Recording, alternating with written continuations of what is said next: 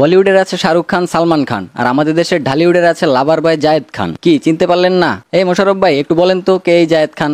ও তো গ্রেট বলদ, বলদ হিসেবে রাষ্ট্রীয়ভাবে সে ভাতা পায়। জায়েদ খান হলেন এমন একজন নায়ক যিনি জানেন কিভাবে বছরের পর বছর কোনো মুভি না করেও মিডিয়া ইন্ডাস্ট্রিতে টিকে থাকা যায় শুধুমাত্র ইন্টারভিউতে চাপাবাজি করে। জায়েদ খান হচ্ছেন একজন মাল্টি ট্যালেন্টেড শিল্পী। কিভাবে? তিনি গান গাইতে পারেন, ওরে নীল দরিয়া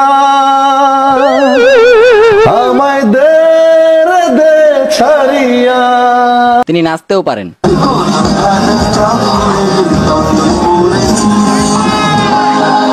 আর অভিনয় সেটা আবার কি? ওনার মুখের ভাষ্য মতে ওনার নাকি অনেক মেয়ে ফ্যান। যোগাযোগ মাধ্যমে আপনার কমেন্ট বক্সে আর মেসেঞ্জার বক্স যদি দেখাই তাহলে আপনি সারাদিন মাথা ঘুরে ঘুরতে থাকবেন। কিন্তু বাস্তবিক অর্থে তার কোনো প্রতিফলন আমরা দেখতে পাই না। কোনো ট্যালেন্ট না থাকা সত্ত্বেও ওনার নাকি হাজার হাজার মেয়ে ভক্ত। ওনাকে নাকি একসাথে 25 জন ভিডিও কলও দেয়। পরশুদিন আমাকে 25 জন মেয়ে একসঙ্গে একই ফোন করেছিল, ভিডিও কলে দাঁড়িয়ে 25 জন এক লাইনে দাঁড়িয়ে নিউ ইয়র্কের। আচ্ছা ভাই, একসাথে 25 জন ভিডিও কল দিলে কার কলটা আগে ঢুকছিল?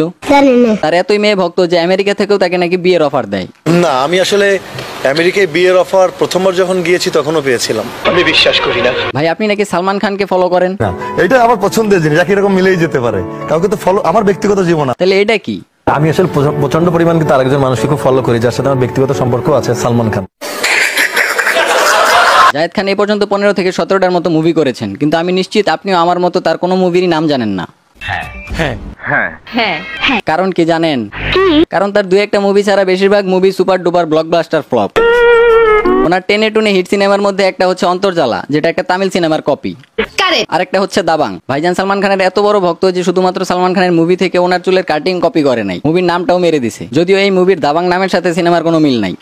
মানে কি বলবো, যাই হোক। ভাইজানের কিন্তু আবার 6 প্যাকও আছে, কিন্তু সেটা কোথায় আছে সেটা কেউ জানে না।